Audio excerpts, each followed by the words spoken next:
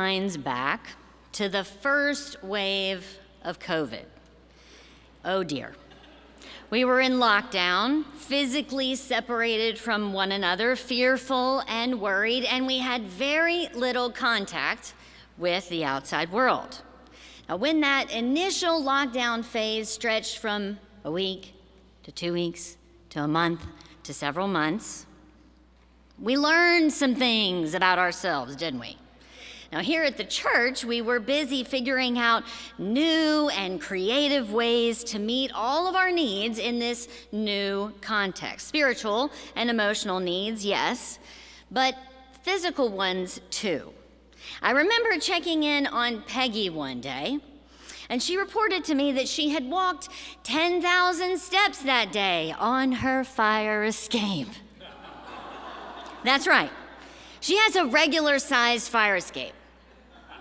So it's right around this time that we launched some church programming to help care for our bodies in addition to our troubled souls. Now, Nancy, as you know, had long been teaching Pilates for some time at the church community, and she went on Zoom, which was a very big deal. You know, we had to figure out how to put the computer where the camera would actually get her body so that we could follow those steps, which, let me tell you, is not as easy as it may seem. Right, Cheryl? She's among the faithful in that class. But we knew we needed other options too, to care for our bodies. We longed to be active, to move, and we knew that it would be a lot easier to get us to do it if we did it together, right?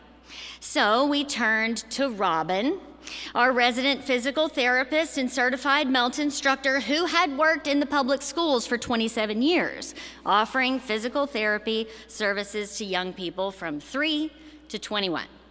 She's an expert on all this stuff, and I figured if she could motivate recalcitrant and reluctant teenagers, she could probably deal with us. And she agreed immediately. That's how we came up with her Zoom class that met each week, aptly named Move It or Lose It. Now, we did not want to lose our minds, and so we determined to move our bodies. And so for 1 hour a week, Robin had us in movement classes, doing exercises with music in the background, getting us off of our couches and making us sweat a little bit from physical exertion rather than from worry about COVID. So between Pilates and Move It or Lose It, we were working it out. Great shape. And these ladies did not go easy on us. The classes were packed. It didn't take long for us all to realize that when we were attending to our body's needs, we were also attending to our spiritual and emotional ones too. Those classes were sure enough ministries. So as I read today's passage from James, all of this came back to me. Why in the world, Lee, you might ask? I promise there is a through line. There is. Maybe the most famous or infamous verse from the entire Epistle of James is in today's passage that Reese just beautifully read. Most folks know it, even if they have no idea where it comes from, right? Faith without works is dead. That's how the most well-known translation captures it, although the Inclusive Bible's version spells it out a bit more, which was read today. If good deeds don't go with it, faith is dead. Any way you cut it, it's fairly plain, right? Faith is a practice. By nature, it is to be active and worked out. One's trust in God, after all, it's developed, it's used, it's expanded. Our reliance on and response to God's love, it's gotta be integrated, moving, and a living part of who we are and what we do on the regular. That's faith, right? Now, I went to Robin a few days ago to ask her a little bit more about our bodies and movement. She said this: we're not all meant to be marathoners. That's not what it is about, she says. We all have unique abilities and we all have unique disabilities. But ideally, with whatever we've got, we're meant to use it. The hope is to engage our physical world, our physical selves, as important parts of who we are. The hope, as Robin put it, is to be agile. And she said this, I love this. We're to be responsive to the world as best we can. So she explained it by saying that if we have routine and regular movement practices, think about it. We're better able to respond when, there's a crack in the sidewalk, or the subway shifts suddenly, or there's a bike that speeds around the corner. We're less likely to be caught off guard. We're less likely even to be injured when our bodies have been moving on the regular, to the extent that we're able. I asked her in layman's term, okay, fine, then explain what happens if our bodies, are disregarded, and if we disconnect from them. You know this. Turns out if we don't move it, we lose it, like we actually do, right? Our circulatory systems slow down. Our muscles atrophy from disuse. We lose breath capacity. Things slow and then they shut down. Interestingly, though, I also learned from Robin that it's not just our physical functions that suffer, but our cognitive functions and our capacities, they suffer too. Without regular physical activity engagement, we have a harder time responding to new ideas, to new circumstances. They become more of a challenge as well.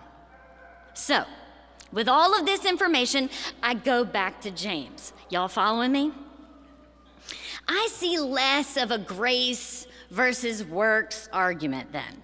I see more of the writer of James being a spiritual mentor, reminding us that faith is fundamental to our lives. It's to be lived out and worked out. So he's warning his beloveds, his siblings in faith, in fact, us. Don't lose your precious faith. He's urging us instead to use it. And if we look at those examples that were in our passage, we can begin to think of the essential exercises that put our spiritual practice to use, the ones that kind of pump life blood into our faith.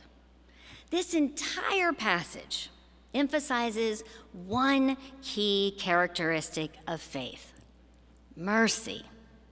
Mercy. Oh, mercy, mercy. I've been singing that all week. And it doesn't fit in the sermon, which I'm so sad about. Mercy is the amplifying force of our faith. And according to the writer of James, it's the most essential part of the Christian ethic. Love your neighbor as yourself. It's mercy that allows us to feel compassion for others. It's mercy that opens our hearts and our minds to the circumstances of another, to feel empathy. It is mercy that opens the door to the reality of our interconnectedness, our solidarity with one another and with all of creation. And it is mercy that literally moves us to put those feelings, those understandings to use, to act upon them. The writer of James defines mercy as the opposite of judgment. Consider that for a second. Mercy is the opposite of judgment. The classic definition claims that mercy is to offer relief or release or forgiveness from suffering and from punishment. And this is the important part: when it is within our power to do otherwise. Mercy stops harm. The writer of James explains that favoritism, discrimination, privilege, inequity, all of those things are oppositional to the tenets of the Christian faith, to the nature of mercy. And they go further to show that when we have mercy, when we're oriented towards mercy, we actually begin to notice more. We see the inequities and the injustices around us. We notice the plight of those on the margins, but more, we're moved. We're moved by compassion to respond to those suffering, ourselves included. Mercy propels us to act with love. Now, somebody that I have learned a great deal about mercy from, and maybe you have too, is Brian Stevenson. And I think he can really help us locate mercy in our time and our context. In his book, Just Mercy, Stevenson writes this about its countercultural power. There is a strength, a power even, in understanding brokenness, because embracing our brokenness creates a need and desire for mercy and perhaps a corresponding need to show mercy. When you experience mercy, you learn things that are hard to learn otherwise. You see things you can't otherwise see. You hear things you otherwise don't hear. You begin to recognize the humanity that resides in each of us.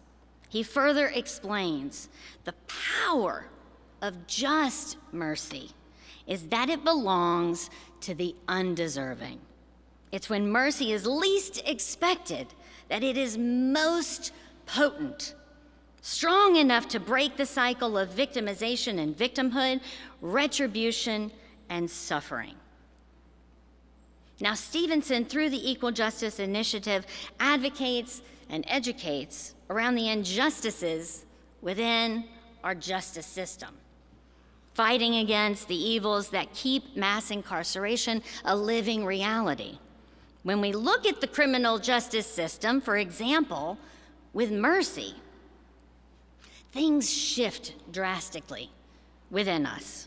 So we don't see criminals, we see people. We don't see equity in punishment. We see that the major factor in those who are imprisoned is wealth, not culpability. We don't allow ourselves to forget those who are incarcerated, believing them to be disposable. We see them as part of us, our community. Because mercy widens our analysis to see more of this broken reality that we're all a part of. And we clearly see how our justice system perpetuates racial discrimination, persistent poverty, and the material and communal deprivation of millions. When we look at it with mercy, that's what we see.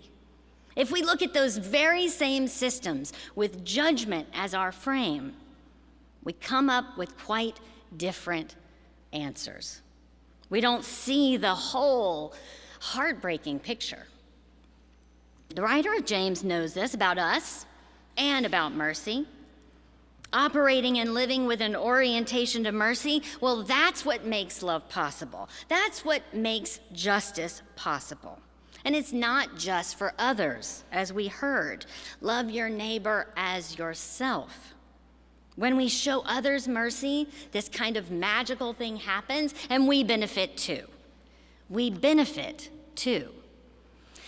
Now, this is where I go into my English teacher pass, but any conversation about mercy should include, J. Randall, one of the best monologues that ever was written by Shakespeare. It captures so powerfully this double release from the suffering, from suffering by the experience of mercy. What is it? What's the soliloquy? Anybody? Quality of mercy. Barb and Julie, you win. Excellent. The character of Portia in Merchant of Venice stands before the court, arguing for Shylock to forgive a debt that he is rightly owed, right? Remember, he has the power. He has the power to embrace mercy or not. She begs for mercy, and she points out that it is a divine attribute, yes, but that we have a human take on it as well. She says, and I'm going to do it in my way, not an MFA, all right. The quality of mercy is not strained. It droppeth as the gentle rain from heaven upon the place beneath. It is twice blessed. It blesseth him that gives and him that takes. It is mightiest in the mightiest. It becomes the throned monarch better than his crown. His scepter shows the force of temporal power, the attribute to awe and majesty. It is an attribute to God himself. And earthly power doth then show likest God's, when mercy seasons justice. When mercy seasons justice. That last line I think is so very James. Mercy seasons justice because it literally grows it. It makes it truly possible. It is God-like to choose mercy. But it doesn't mean that it's easy to choose it. Now, no source that I can find says so. And we all understand that it does require serious work, persistent work, routine exercise, as it were. But the more I think about it, the more I realize that I can't even imagine following Jesus, living out the Christian ethic without mercy. Can you? It seems absolutely essential. And it, like faith, like trust, is a thing we experience, a grace that we give, an action we do. Mercy is a part of our spiritual practice that moves us actively away from judgment and stretches us towards love. So a living faith runs on mercy. It allows us to be spiritually agile and responsive to the whole world with all of who we are. We want this flexible faith, a breathing, living, working faith. So let's determine, friends, to look at the world, to look at others and ourselves with soft hearts, with eyes of mercy. And let's live out a flexible faith and follow Jesus, who has had mercy on us. Lord, in your mercy, hear our prayer.